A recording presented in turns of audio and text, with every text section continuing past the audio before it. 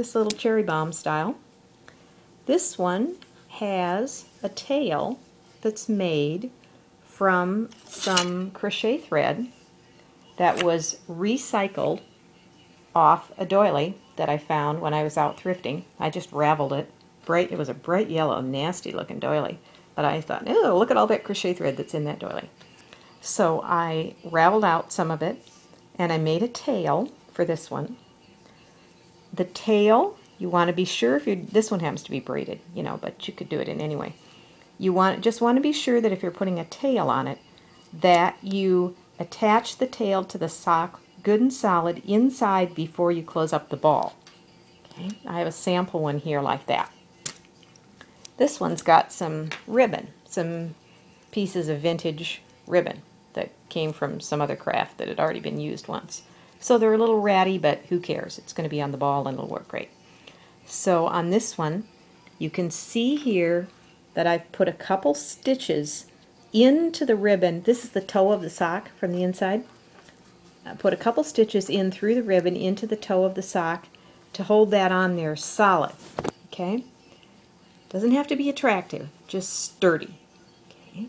And then I went around the edge here with a couple of pieces of crochet thread and my needle, and I did just like a drawstring. And I'm going to tie this up really tight. So here we're going to set this down, and I'll show you. See. Pull the drawstring up really, really tight.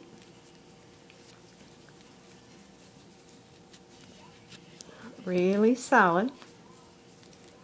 And I'm going to give it a knot. It's real sturdy.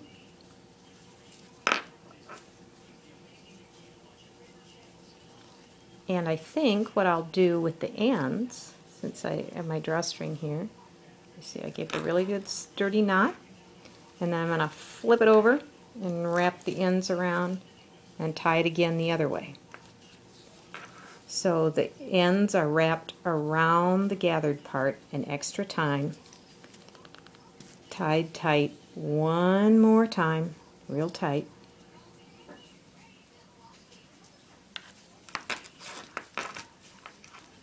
Now, one of the ways to get rid of the ends, of course, like I showed you in the other one, is just to knot them and cut them off. But you can also take the ends after it's tied and thread them back into the needle. This is a really good way to hide them. Thread the ends back into the needle and then stitch them inside the ball. And when you pull it out the other side, then you can just clip it off there, and the ends will be hidden inside. So now this one is kind of a crazy lemon bomb with a blue tail. Okay. The size of the sock, the elasticity of the sock, the kind of beans, and the amount of beans that you put in it are the variables that will affect how tight it is.